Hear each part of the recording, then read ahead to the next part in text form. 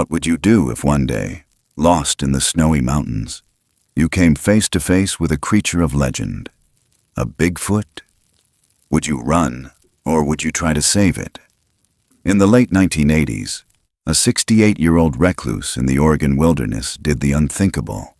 He brought a young Bigfoot into his wooden cabin and nursed it back to life.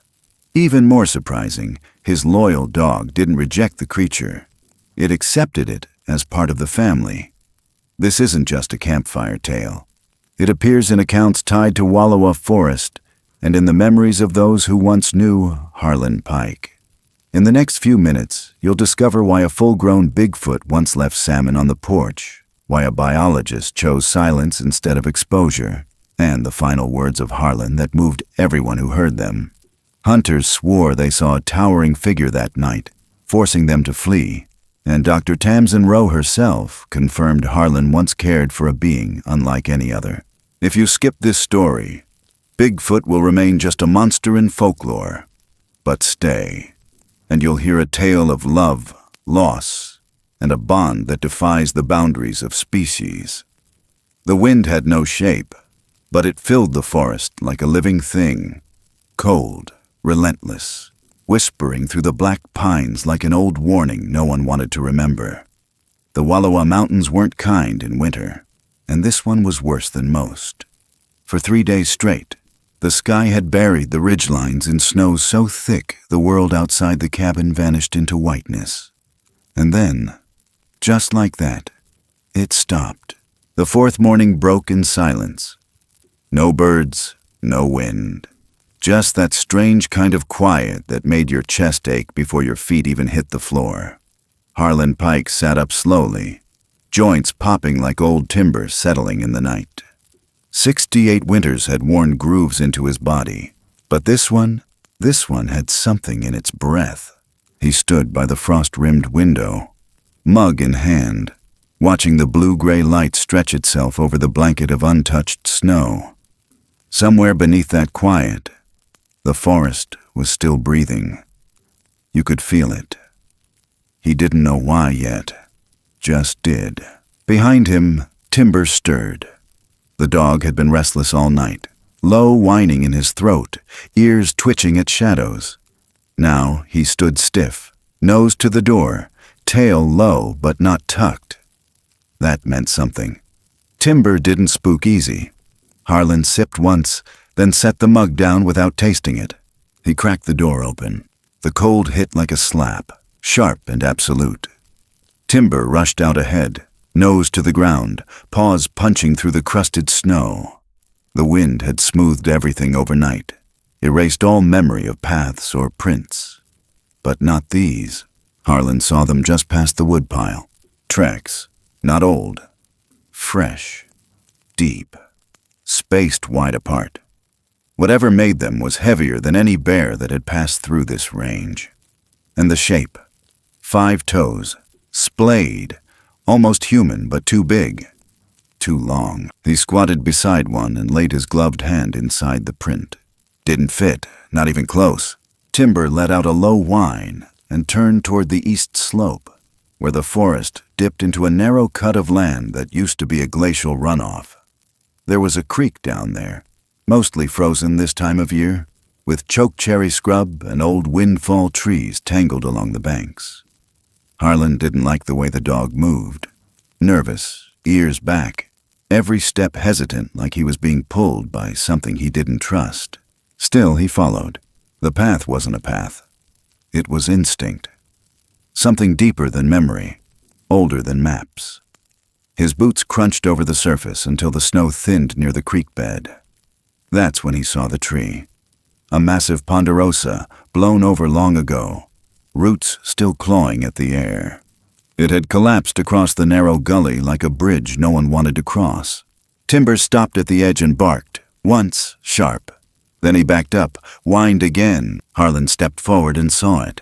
At first, he thought it was a bundle of old fur snagged in the brush. Maybe a wolf cub that didn't make it through the storm.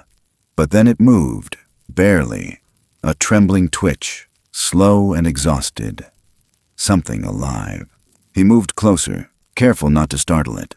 It wasn't a wolf. It wasn't anything he'd seen before. Curled under the fallen tree, half buried in snow and branches, was a small figure.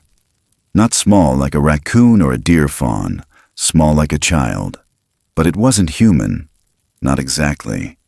Its fur was matted with ice, dark brown, almost black. One leg twisted under it, pinned by a thick limb. The chest rose and fell in shallow, irregular gasps.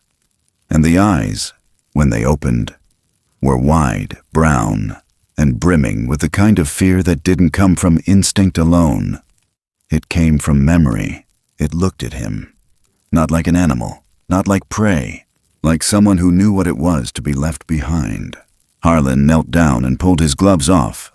His breath puffed out white, clouding his view, but he didn't blink.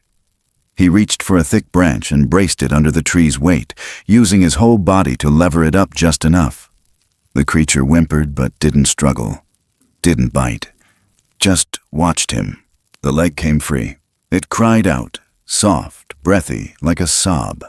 But the sound was almost human in its pitch. Its ache. He didn't think.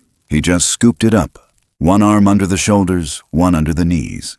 It was lighter than it looked, but dense with cold, with silence, with the weight of something ancient. Timber didn't growl. He circled once, sniffed the creature's foot, then whined and fell into step beside them. Behind them, in the stillness of the trees, something exhaled. A sound not quite wind, not quite animal. It was deep, controlled, measured. It didn't come closer, but it was there, watching. Harlan didn't stop. He didn't need to turn around to know. Something bigger was in the woods, and it had let him leave. The hike back felt longer. Snow kicked up around his boots, and the creature shivered against his chest. It didn't resist. Its breath was weak, but steady.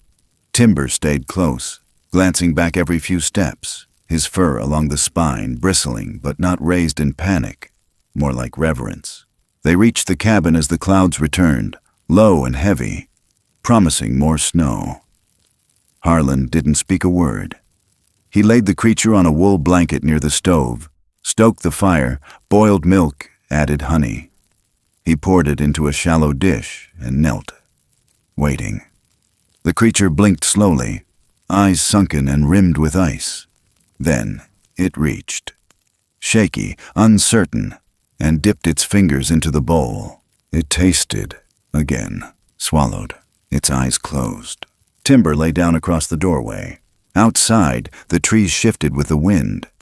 But inside the cabin, it was still. Harlan wrapped the creature in an old wool sweater, placed another log on the fire, and sat beside it. He didn't ask what it was.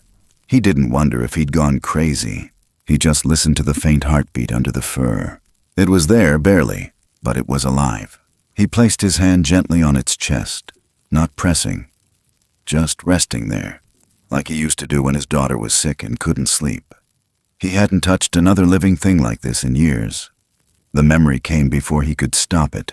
Her fevered body, the smoke, the way the world went quiet when the radio said there was nothing left to save.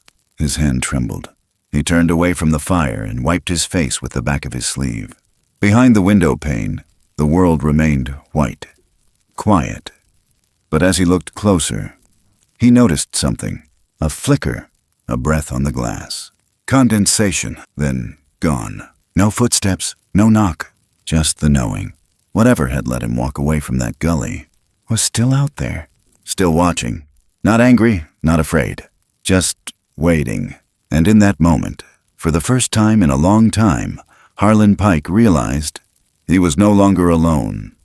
The cabin was warm, but the air inside it still carried the scent of pine smoke, wet wool, and something else.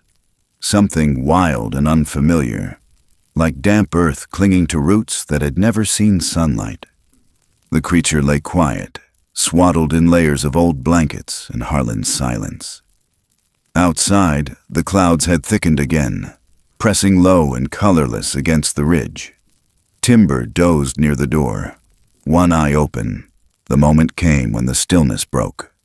A rustle of breath, a shift of fur against coarse wool, and the sound, small but real, of a being trying to move in a world not made for it.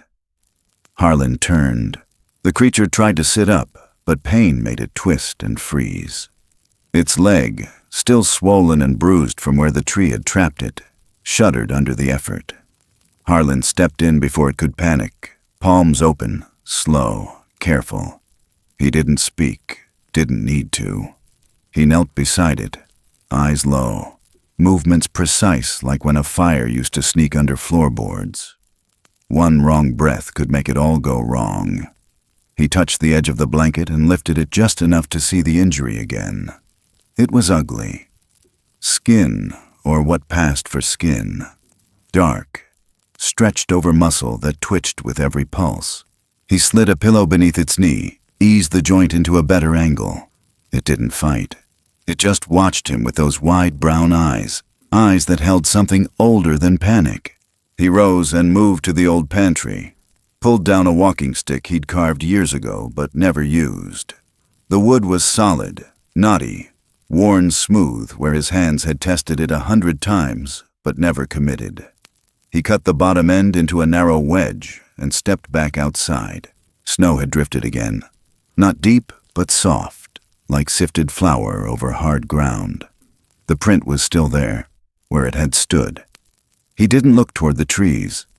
Not yet. He knelt by the wood pile, snapped off a couple of dry branches, and wedged them between two stones. He set the stick like a lever, drove it under the base of the firewood stack, and tested the force. Solid. That's how you moved weight when there was no help. He brought it back inside. The creature flinched when he approached. Not from fear, but recognition. The stick. The same shape, the same motion, like when he'd freed it. He set it down gently by the fire. Then he wrapped his hands around the worn grip and mimed the action again. Slow and firm. The way you'd show a child how to hold a fishing rod. The creature followed his movement. Its hand rose, shook, but reached. Long fingers, longer than his, closed around the handle. Not tight, but present. It understood. He stayed by its side, letting it move as much as it could. Its weight shifted. One leg stayed curled, but the other braced just enough. Harlan steadied the creature's shoulder, and together, inch by inch, they got it upright. Its head barely reached his ribs. Timber growled low, but it wasn't warning. It was nervousness. The creature turned, faced the dog, and lowered its head. Timber stopped. One step forward, a sniff, then another. The dog circled once, then pressed his snout to the creature's knee. Gently, the way he'd done to Harlan after the stroke last year. A moment passed. Then Timber walked away, curled up, and slept. Harlan lowered the creature back to the blanket. This time, letting it keep the stick close. He poured water from the kettle into a chipped mug and held it out. The creature stared at it, sniffed, then cupped its hands and drank the way something from the forest might drink from a stream. Outside, the clouds thickened, and then a shadow passed behind the far window. No sound, no threat, just presence. Harlan didn't move. His breath slowed. The creature stilled too, spine straight, eyes fixed on the window though nothing was there now. Only snow, only pine, only memory. That presence, it hadn't left. It had just stepped aside. He rose and moved to the door. Opened it. Didn't speak. Didn't call out. Just stood there, letting the cold wrap around his shoulders like an old question that didn't want answering. Snowflakes landed on the porch rail, melted, and vanished. He stepped out, boots sinking an inch, and scanned the tree line. No movement, no wind. But there, barely visible where the snow had broken cleanly in a straight line, were more prints. New ones, larger than before. He crouched again, laid his hand next to one. Same shape, same spread, but deeper. It had come back, watched, then gone again. He followed the edge of the prints for 10, maybe 15 feet. Then they vanished, swallowed by the woods like they'd never been, as if the earth had decided to protect whatever made them. He turned back toward the cabin. Something had shifted. The sky was darker now, and he could feel it, not in the air, but in his bones. That quiet weight that said the forest wasn't done yet. Inside, the creature slept, curled near the fire, arms folded around the walking stick like a talisman. Timber lifted his head when Harlan entered, but didn't rise. Harlan sat by the stove, didn't speak, just listened to the logs settle. The creature stirred once, not in pain, in comfort. Its breath no longer shallow, no longer afraid, only tired, only real. And somewhere beyond the trees, deeper than snow and shadow, something bigger waited. Not with hunger, not with rage, but with patience, with memory. Like a father keeping watch, like a vow that hadn't been broken yet. And Harlan, for the first time in years, didn't feel like the last man left in the Wallowas. Something else had noticed, and chosen to let him live. The fire cracked low, throwing light against the log walls in uneven bursts that made the shadows crawl like something waking up beneath the floorboards. Outside, the storm had faded to stillness again, a different kind of quiet, not peaceful. More like the hush between questions, the kind where something waits to be named, but no one dares speak it aloud.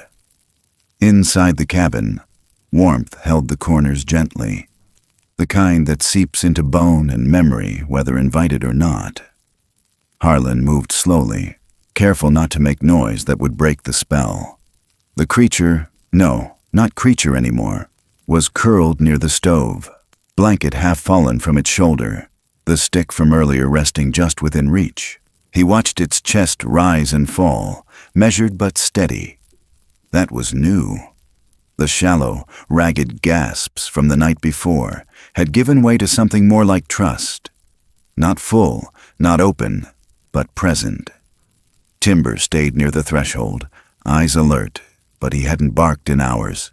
Not even a growl, just a low huff now and then, the kind he used when a deer passed too close or the air changed in ways only dogs could feel. Harlan poured warm milk into the old ceramic bowl. Not hot, just enough. He set it down gently beside the figure, then stepped back, not saying a word. The thing stirred. No, the child. He had to start calling it something in his mind, or it'd stay a thing. Its hand twitched once, then lifted, fingers dipping into the milk like it was learning water for the first time. It drank slowly, with care, but not like an animal. There was something in the movement, some learned patience, like this wasn't the first time it had to accept help it didn't ask for. When it finished, it looked at him. Not directly. Just enough. Like it understood that the act meant something, even if the words didn't follow. Harlan nodded once, barely. Then reached behind the stove, where the wool blankets were kept. He pulled out the thickest one and draped it over the creature's back, tucking it just enough at the shoulder like he used to do when his daughter would fall asleep on the couch too close to morning cartoons. He didn't speak. Still couldn't. Not yet. Timber shifted, his ears twitching, eyes locked on the door again. Harlan followed his gaze. Nothing. No footsteps, but the cold had changed. Not sharper, deeper, like the trees outside had leaned in a little closer. He walked to the window, careful not to cast too wide a shadow, and peered through the frost-laced glass. Just darkness. Pines.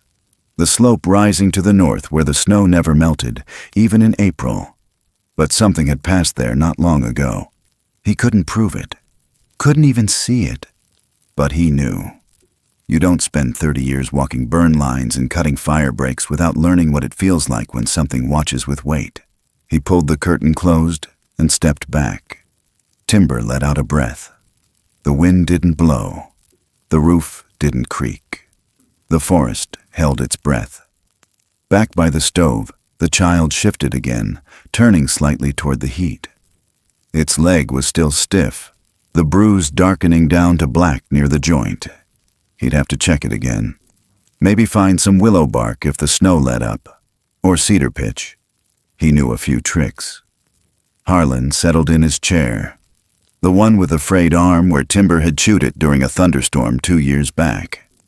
He leaned forward, elbows on knees, and for a long while, just sat there, eyes flicking between firelight and shadows.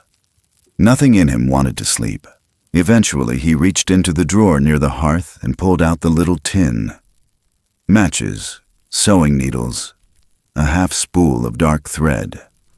The coat he'd worn since the 70s had split down the shoulder last fall. He'd meant to fix it. Now seemed like a good time. He pulled the jacket across his lap, thread looped between his fingers, and began the slow, steady work. The child watched. Quiet. Not afraid. Just curious. It lifted one arm slightly, sniffed at the wool of its own covering, then caught sight of the needle flashing under the firelight. Its eyes followed the arc of thread, its fingers twitching every time he pulled the loop tight. He didn't speak, but the rhythm was enough. Something passed between them.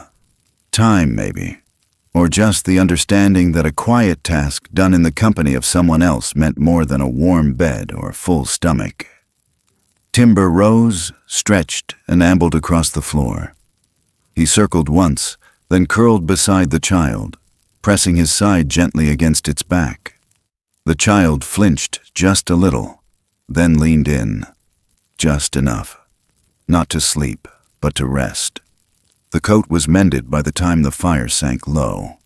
Harlan stood, set it on the back of the chair to cool, then stoked the flames once more. It was then, as he stepped back from the hearth, that he noticed the bowl. Empty. Clean.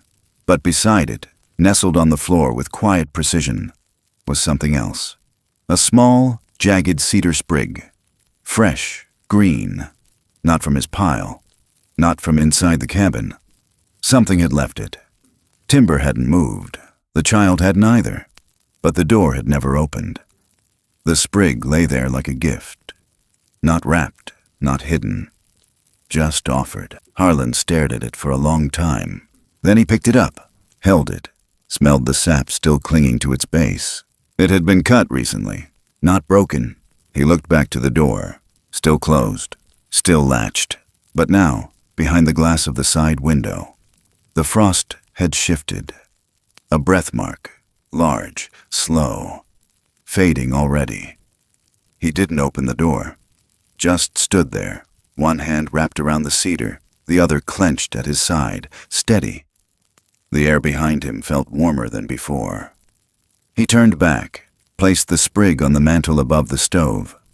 It didn't feel like a warning. It felt like acknowledgement. And from then on, something shifted.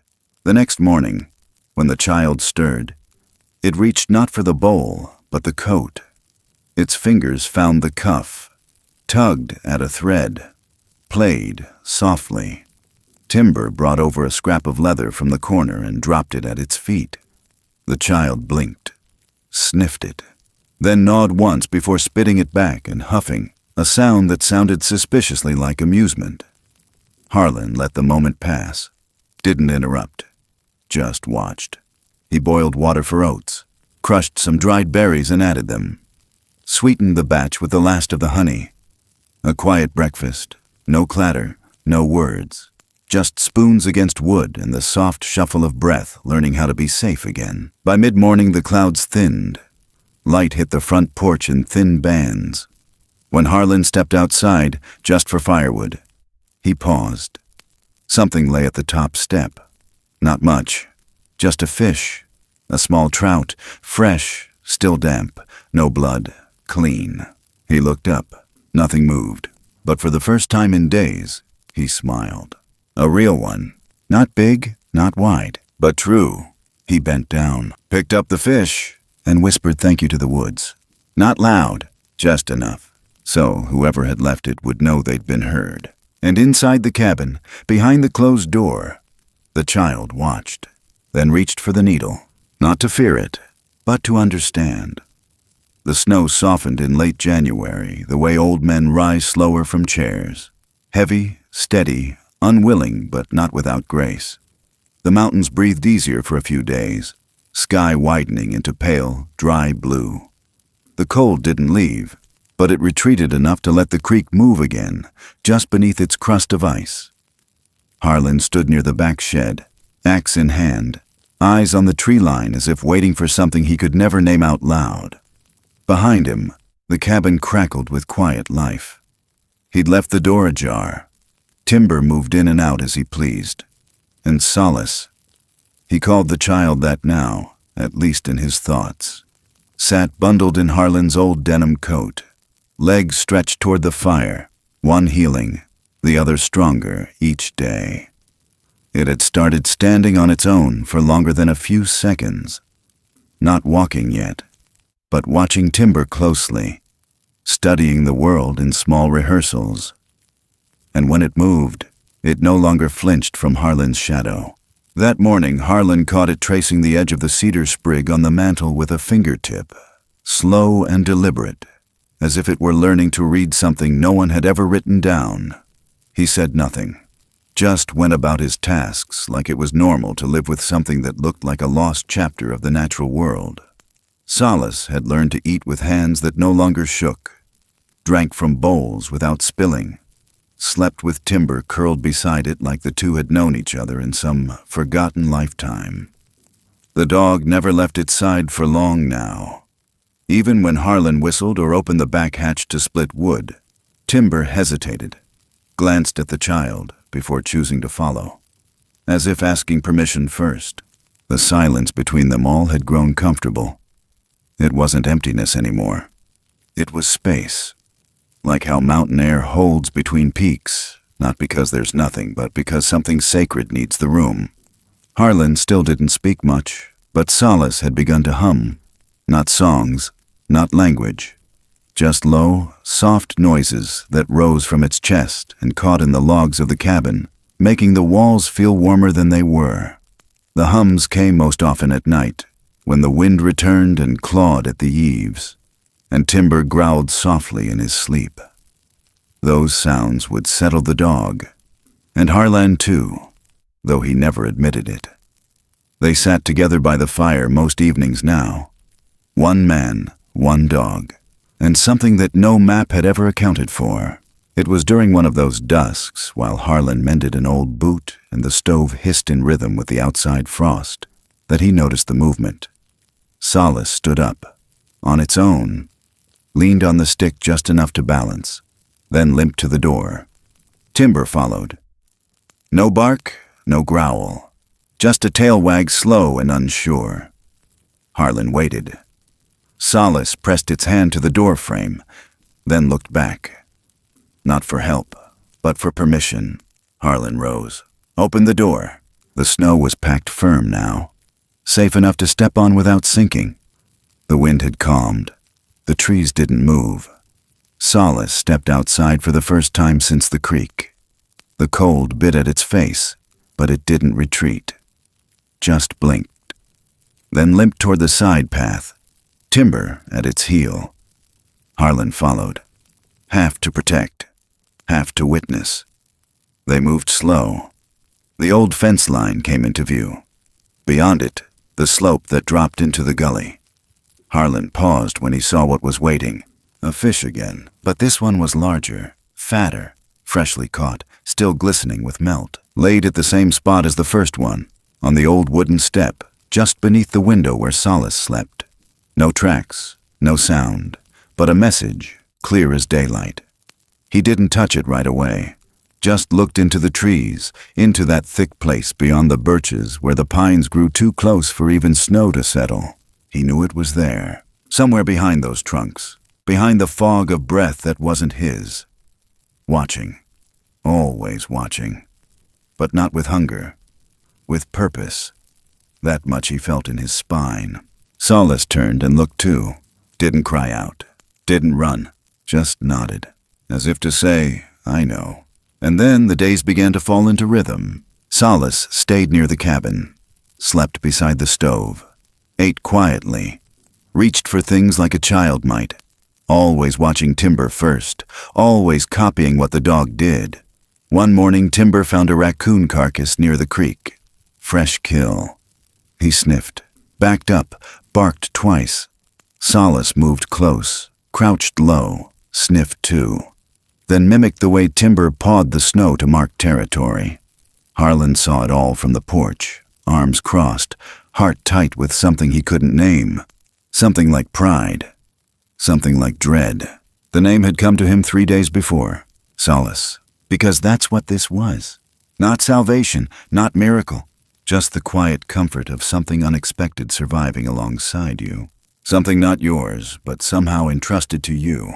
A fragile piece held together by warm hands, shared breath, and the unspoken agreement that none of them would be the first to break it. Then came the moment.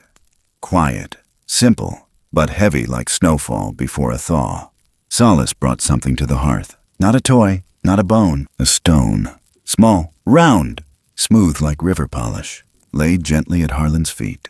Then another one the next day, then another. Always placed before dawn, before anyone else stirred.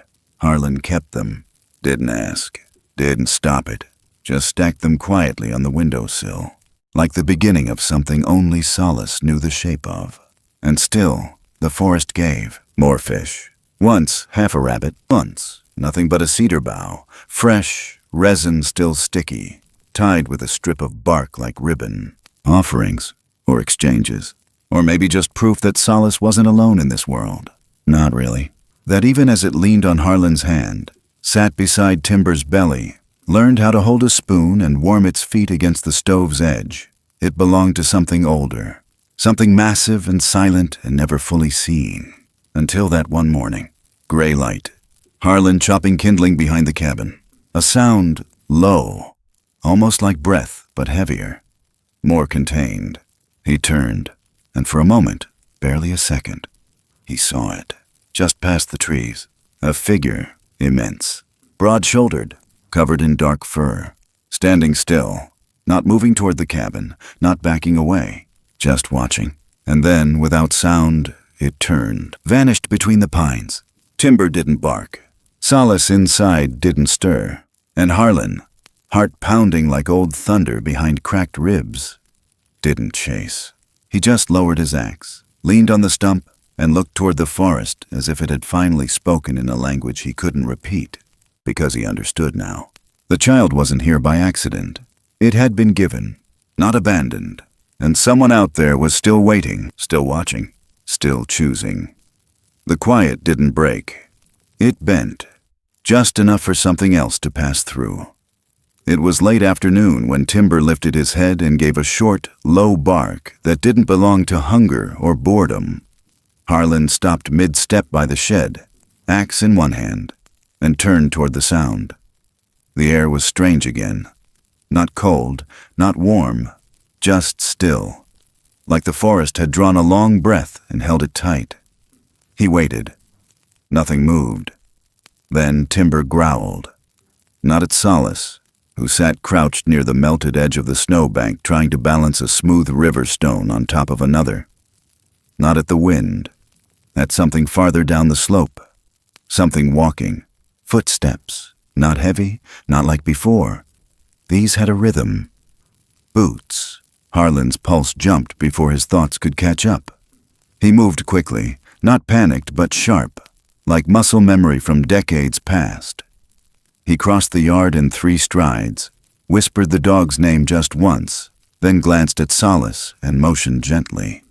The child paused, confused, then caught the edge in his face. It stood, limped without complaint, and followed him toward the shed. Harlan opened the side door, let Solace in, shut it quiet. Inside was the old wood bin, a stack of rusted nails, buckets, traps he hadn't touched in years. Enough shadows to hide 100 secrets. Stay here. He didn't say it. Just laid a hand flat against Solace's chest and looked at him. The child nodded. Timber stayed outside the door, his head turning toward the ridge again. The steps came clearer now. 2 men, one heavier, the other younger maybe. They weren't trying to be quiet, but they weren't stomping either. That was worse. That meant they were curious, not afraid. Harlan crossed to the porch, leaned against the post, and waited. They appeared like they'd grown from the woods themselves, dressed in heavy wool. Orange-trimmed coats meant for deer season, rifles slung too casual for comfort. The older one had a beard like sawdust and a squint built from too many winters. The younger's coat was too clean. "Evening," the older one said. "Didn't know this cabin was still occupied." "It is," Harlan said. "Name's Clint. This here's Ronnie." Ronnie nodded. Didn't smile. "We heard something last week," Clint said, adjusting the strap on his rifle like he wanted to make sure Harlan saw it. Howls, screams, echoed clean off the valley. "Folks in Joseph been talking." "Cougars," Harlan said. Clint didn't blink. "That what you think?" Harlan let the silence sit a little longer this time. The wind picked up just enough to nudge the edge of the tin roof. "They tracking low this winter," Clint continued. "You ought to be careful." "I am." The younger one, Ronnie, finally spoke. "You got dogs?" Harlan nodded toward Timber. "Just him." Clint scratched his chin. "Thing is," he said, "we tracked prints out past the timberline yesterday. Something upright, big, not bear. You should go home," Harlan said, "before dark." Ronnie didn't like that. His shoulders stiffened, fingers twitching near the strap of his rifle. But Clint gave a little shrug, like the cold was already biting his back. "We'll keep moving. Let us know if you see anything strange, huh?" Harlan didn't answer. They turned without waiting for one. He stood there long after they were gone, watching their backs vanish between the trees, the tips of their boots barely lifting from the frozen ground. He didn't breathe easy until the snow swallowed the sound of them. Only then did he go to the shed. Solace peeked from the shadows, eyes wide but calm. Harlan opened the door wider, helped the child step out. Timber nuzzled his leg, tail low. That night, the air never warmed. The wind clawed across the roof in gusts that made the walls creak like old bones settling into dirt. Inside, they didn't speak, but the silence had changed again, tightened, thickened. The forest felt closer now, less like a neighbor and more like something leaning against the door, listening. Harlan didn't light the lantern, just fed the fire slow, kept the windows covered, his back to the wall. Solace slept beside Timber, curled small, but his fingers twitched like he was dreaming, or remembering, or both. Harlan dozed in the chair, one hand still wrapped around the handle of his old thermos like a weapon. The night dragged. Then something knocked. Not the door, not the window, the roof. Once, then twice, then silence. Timber was on his feet before Harlan could move, low snarl in his chest. Solace sat up, eyes wide but not scared, focused. Harlan grabbed the oil lamp but didn't light it. He crossed the cabin barefoot, careful not to make the floorboards betray him. He pressed a hand to the door, waited. Nothing. He opened it an inch. The porch was empty, but in the yard, barely visible under the half-light of the moon, were prints. Large, familiar, and next to them, smaller ones. 2 sets. He didn't step outside, not yet, but he knew now. The watchers weren't just watching, they were circling. He shut the door, slid the latch slow, then crossed to the window and parted the curtain just enough. Something moved near the tree line. A shape, too tall, shoulders too broad, walking parallel to the cabin, not toward it, just close, like pacing, like measuring. And then another shadow behind it, smaller, lower. No rifles, no flashlights, no threat, just presence. He watched until they vanished, until the cold filled the air again like a closing door. He turned back. Solace hadn't moved, but his eyes followed Harlan's. They both understood now. They weren't alone, not in danger, but not unseen. He stoked the fire once more, let it burn a little brighter, just in case the cold pressed too hard from outside. Timber lay back down, this time by the door. Solace rolled toward the wall and pulled the wool blanket tight around his shoulder. Harlan sat back in the chair, staring at the shadows. And this time, he didn't sleep at all. The cougar had been circling for days. Harlan hadn't seen it, just felt it. The way the air held tighter near the tree line, the sudden quiet of birds that had grown used to the cold, the unnatural hush that followed Timber's growl when the dog froze mid-step. Eyes locked into the trees like he just spotted something watching them from a world no human could truly see. It was the kind of predator that didn't need to announce itself. It waited, measured, picked the moment when movement betrayed warmth, when snow softened to give chase the edge. And now, that moment had come. It started with Timber's bark. Short, deep, not panicked, but urgent. Then the thud. Harlan dropped the kettle before it hit a full boil. He crossed the room in 2 steps, flung the door open. The snow glared bright, blue with the cold. And across the yard, Timber was already at the edge of the woods, fur bristling, tail stiff, a snarl building behind clenched teeth. Something moved beyond him, fast, low, lean like hunger in motion. The cougar, massive and gray-backed, leapt over the low brush in a silent arc and landed hard against the porch beam. The entire frame rattled. Solace screamed, sharp and strange, more like a wounded violin string than a child's voice. Harlan turned fast. The cat didn't hesitate. It lunged. Timber launched forward at the same time, catching the cougar's flank mid-air. They crashed into the snow in a tangle of fur, claws, and snarling chaos. Harlan grabbed the oil lamp by its base, not for light, but for weight, and swung it hard as the cougar twisted free from Timber's jaws and came for the open cabin door. The sound of glass shattering wasn't loud. It was final. Solace was behind the stove, crouched low, hands shaking but eyes locked on the cat as it advanced.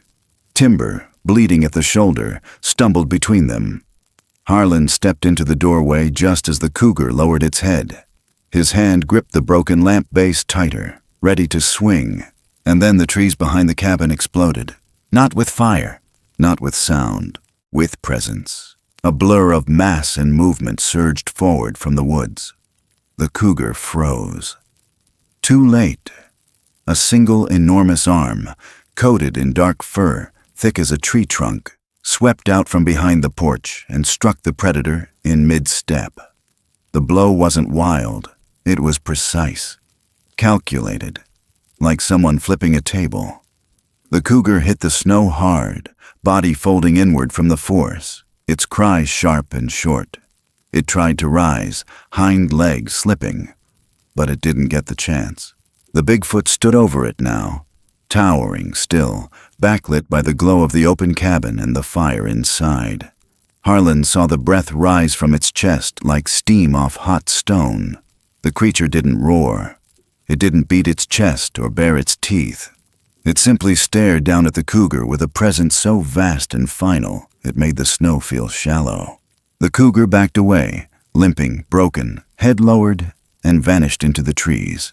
The silence returned like it had never left. For a moment, no one moved. The Bigfoot turned, its face now visible in full glow of firelight. Eyes not wild, not animal. Something closer to memory. Its gaze met Harlan's, not quick, not confused, but locked like the weight of 1,000 miles lived in a single stare. They stood there, 2 men who were not men, separated by species, but not by silence. Then, the Bigfoot turned again, shoulders rising with one long breath, and walked back into the trees. No words, no ritual, just choice.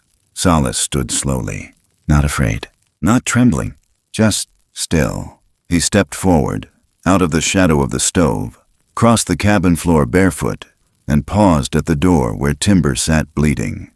He crouched and rested one hand gently on the dog's head. Timber whimpered, then leaned into the touch. Harlan didn't speak. He didn't know what language to use. He knelt beside them both, reached for Timber's neck, checking for deep gashes, blood warm against his fingers. Nothing fatal. Shallow, but angry. He nodded once, more to himself than anyone else, then stood, grabbed the old first aid box from the top shelf near the wood stove, and got to work. Solace watched him clean the wound. The smell of blood hung thick in the air. Timber winced but didn't growl. Not at the touch, not at the presence. The child didn't leave. Just stayed close, shoulders straight, as if something had shifted inside him. Like the scream he let out earlier had cracked open a new space that couldn't be closed again. That night the wind didn't knock. The roof held still. But the silence inside the cabin didn't return to what it had been. It had changed, grown, wait. The kind of silence that fills you after a prayer, when nothing is spoken, but everything is heard. Harlan couldn't sleep. He sat near the stove, nursing his shoulder, which had taken the edge of the doorframe in the commotion. Solace had curled next to Timber, their backs pressed together like the shape of safety, and the 3 smooth stones Solace had once lined up on the windowsill had been quietly stacked into a small tower beside them. He stared at that stack a long time, and he wondered, who taught that child how to do that? The fish, the cedar, the knock, the stone. They were never just survival. They were vocabulary. He poured a bit of whiskey into a mug, sat back, and watched the fire eat what was left of the last log. In the embers, he thought he saw a shape. A face, maybe. But he didn't look away, didn't blink. The next morning, the snow had a strange stillness. Not untouched, not blank, but marked. Like something had walked around the cabin in slow circles. Not close enough to alarm, just close enough to remind. And right there, on the porch railing, laid flat and clean as if by design, was a single bear claw. Old, worn, removed not in panic, but ceremony. It hadn't come from the cougar. This was something else, something left behind like an emblem. Harlan picked it up with gloved fingers, turned it over once, and felt the weight settle into his palm. Not a warning, not a threat, a gift. He looked out into the trees, where the snow had already begun to fall again in lazy flakes. Solace stepped outside behind him, still barefoot, still quiet, and touched his elbow gently. Together they stood in the snow and looked toward the forest, not to find something, but to be seen. The news didn't arrive by phone. It never did. Not this far up the Wallowas. It came in a breath, carried by the sound of boots crunching over snow that hadn't been touched in 3 days. The air outside had gone brittle again. Hard light spilled through bare pine, but it brought no warmth. Harlan was stacking kindling when he saw the figure near the ridge. Alone, not moving like a hiker or a hunter, but walking with a purpose that didn't belong to winter. Timber saw her next. He didn't bark, just stood and waited, tail stiff, chest low. Harlan squinted into the sun-bleached slope and felt his gut tighten. Dr. Tamsin Rowe wasn't the type to wander. She was a field biologist with the Oregon Department of Fish and Wildlife, which meant she only ever came when something had crossed a line, either in nature or on paper. She wore a red scarf looped twice under a heavy tan coat, her breath visible in little clouds, hair tucked up under a knit cap. She wasn't afraid of the cold, wasn't afraid of much. That's what made her different from most of the folks who passed through this part of the world pretending they were still close to it. He met her halfway down the slope. "Morning," she said. "I was hoping I'd find you here." "You always do." "There was a report," she said, wiping her glove across her cheek. "Cougar sign, south edge of the valley, big prints. Sounded like a near miss." "It wasn't a miss," Harlan said, her eyebrows pulled together, not in shock, but readiness. "Was anyone hurt?" "No, Timber took the worst of it. It's gone now." She studied him the way she studied elk scat or broken game trails, reading what wasn't said. She didn't push, just walked with him back toward the cabin. Inside, the fire had been stoked high. Solace was near the far wall, crouched low by the stone stack he'd made days ago. He looked up as the door opened, face still, hands resting in his lap. Timber limped over and sat beside him. The moment stretched tight. Tamsin paused just inside the doorway. She didn't say anything at first. Her eyes found the shape by the wall. Her breath caught, but not from fear. Solace stared at her, not blinking, not moving, just watching. She moved slow, careful, like a vet approaching a wounded fawn. She crouched low, rested one hand on her knee, the other at her side. Solace didn't retreat, didn't growl, just leaned slightly toward Timber. "You've been caring for him," she said, more to Harlan than the child. "I didn't have much of a choice." "I don't imagine you did." She stood, walked toward the stove, held her hands out toward the flame. "I can't report this." "You could." "I won't." Another pause. Then she turned back to him. "You know what this is, don't you?" Harlan didn't answer, but the look in his eyes was enough. "There's no classification for it," she continued. "No language that fits. We have reports, anecdotes, whispers. But this?" She looked toward Solace. "This is something else." He nodded. "And I won't ask you how long he's been here, or where he came from. I think I already know." "I've seen the other one," Harlan said. "Big, quiet, watches, leaves things." "The protector."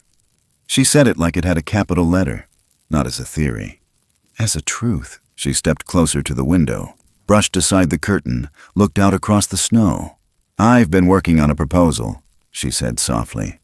"Seasonal closures, habitat easement along the creek. Officially, it's about elk migration, salmon spawn. We close the logging roads, restrict hunting, keep human footprint low, temporary protection, but flexible." "You're not filing this because of elk?" "No," she said. "I'm not." They stood there a long time, neither speaking. Then Solace moved. He stood, still limping, still thin, but stronger now. He crossed the room in slow, steady steps and stopped beside Harlan. Looked up at Tamsin. She didn't kneel this time. Just let him look. Let him decide. He reached out and touched the edge of her coat, fingers brushing against the red scarf at her neck. She didn't flinch. She smiled, a real one. And in that moment, something passed between them. Recognition. Not science, not understanding, just something deeper. That night she stayed for dinner. They ate quietly, canned beans, hard bread, reheated fish. Solace sat between Timber and the stove, watching the flicker of light move across the walls like a language only he could read.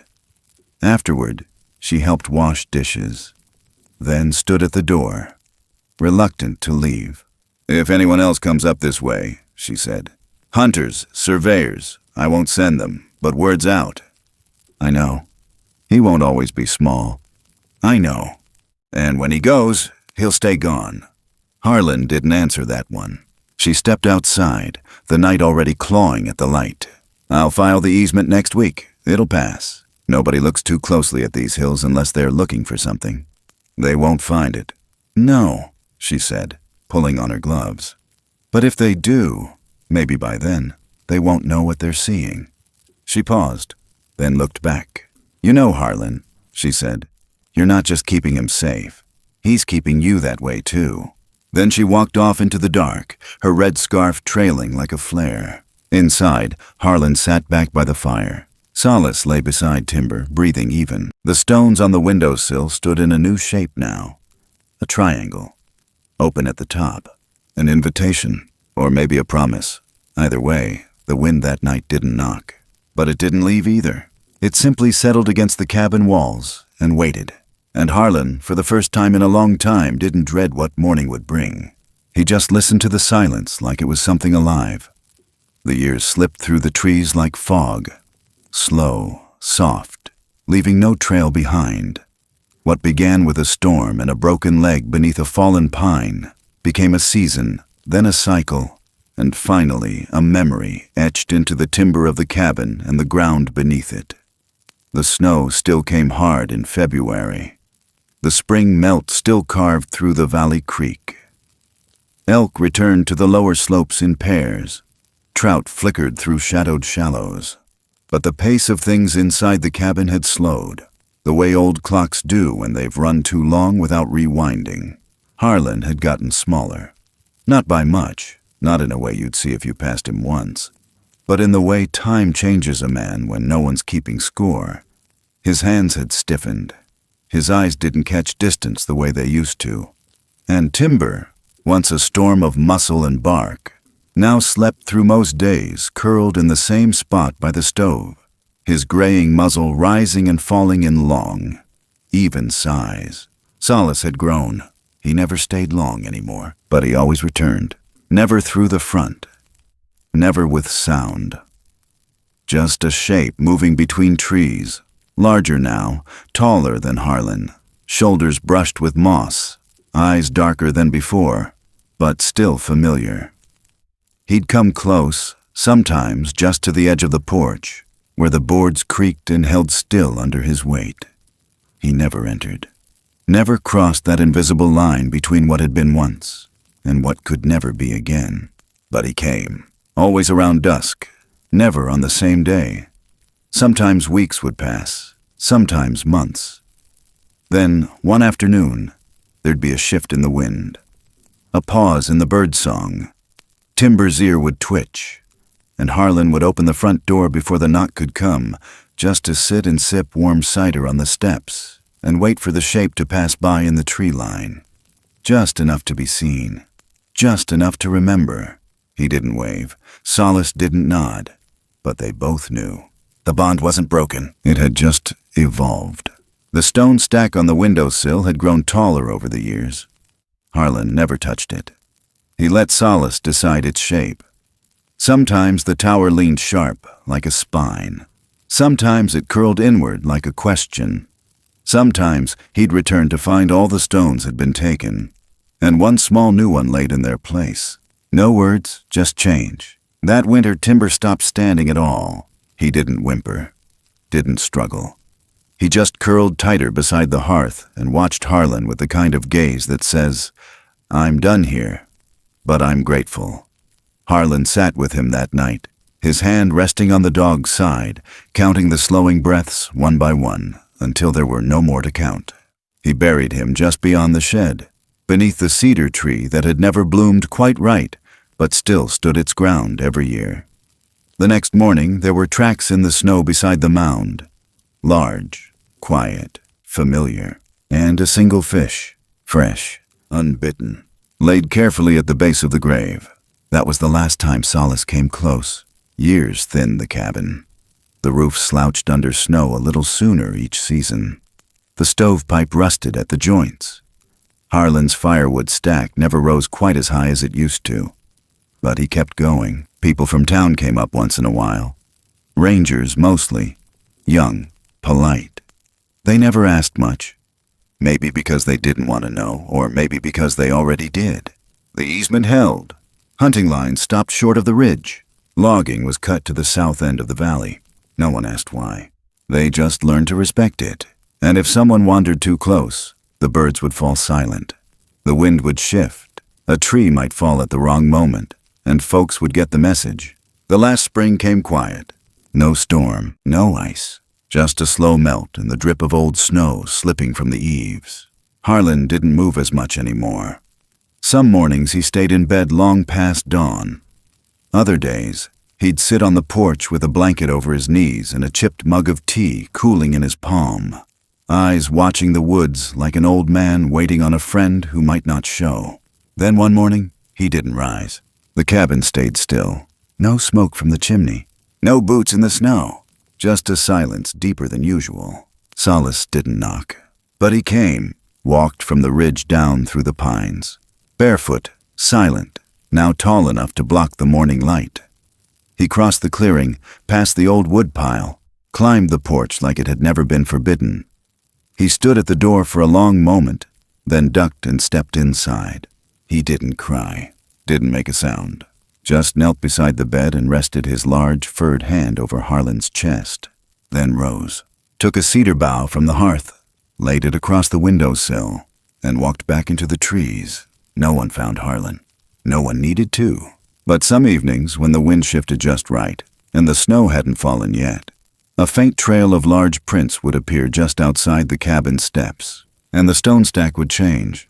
Even now, the cabin still stands, slouched, weathered, but intact. The fish bones are gone. The old blanket on the porch chair is stiff with sun. But inside, in the corner by the stove, the shape of Timber's resting place is still clear in the dust. No tourists hike that far. No hunters set blind past the southern ridge. Even the wildlife seems to move around it. Not in fear, but in memory, because what happened up there wasn't a legend. It wasn't a warning. It was a story. A quiet one, passed not through books or songs, but through tracks, gifts, silence, and return. A man who had lost everything found something he couldn't name. A child who shouldn't have lived grew into something the world didn't know how to hold. And in the space between them, something sacred took root. Not miracle, not myth, just a bond that asked for nothing, gave without measure, and understood that love isn't spoken. It's left behind. One fish, one stone, one cedar branch at a time. Sometimes the truest things leave no proof at all. Only a different way the heart carries its weight. There are winters that teach us to be small and brave at the same time, to keep a light burning for whatever might be lost and trying to find its way home. There are thresholds that widen when we choose mercy over fear, and there are guardians we may never see clearly. Yet we feel them in the hush between breaths, in the way the woods lean close and listen back. This was never a tale about conquering the unknown. It was about meeting it with respect, about how attention can be a kind of shelter, how survival is quieter than we imagine, often a warm place by the fire, a steady hand, a promise kept without signatures. We learn, piece by piece, that family is not only blood, and belonging is not only a map. Sometimes it is the patient work of showing up again and again, with nothing to trade but our gentleness. Grief does not vanish. It changes shape. It becomes a bridge between what we loved and what we must now protect. We don't outrun it. We carry it differently, lighter when we share it, steadier when we let the living world help. In that practice there is a lesson. Save what can be saved, and let the wild lift the rest. Mercy moves on quiet feet. Gratitude too. Neither demands applause. Both remember. On the other side of fear is attention. When we stop trying to name everything in our language, the world begins to answer in its own. The sift of snow on a roof, the soft thrum of a creek waking under ice, a single measured breath in the trees. If we listen long enough, that language teaches us how to stand guard without aggression, how to be strong without hardening, how to draw a boundary without breaking a bond. It asks us to be careful with power, patient with mystery, and loyal to the small and the fragile. In the end, the measure of a life is not the trophies on a wall, but the tenderness we leave behind. Did we make a place at the fire? Did we return what was given to us with interest and with care? Did we widen the circle? The work is simple and it is holy. Bring what you can, take only what you must, protect what is small, keep faith with those who trust you, and walk each other home when the light grows thin. If this story found a quiet corner in you and warmed it even a little, thank you for giving it your time. I'd love to hear what stayed with you, what line you'll carry into tomorrow, what moment felt true, what question you're still holding. Share your thoughts in the comments and add your voice to the circle. And if you'd like more midnight journeys like this, more soft-footed wonders, more hard-won grace, please consider subscribing and following the channel. It helps these small, tender stories reach the people who might need them most. Until next time, be gentle with yourselves and with the world, and may your own woods be kind.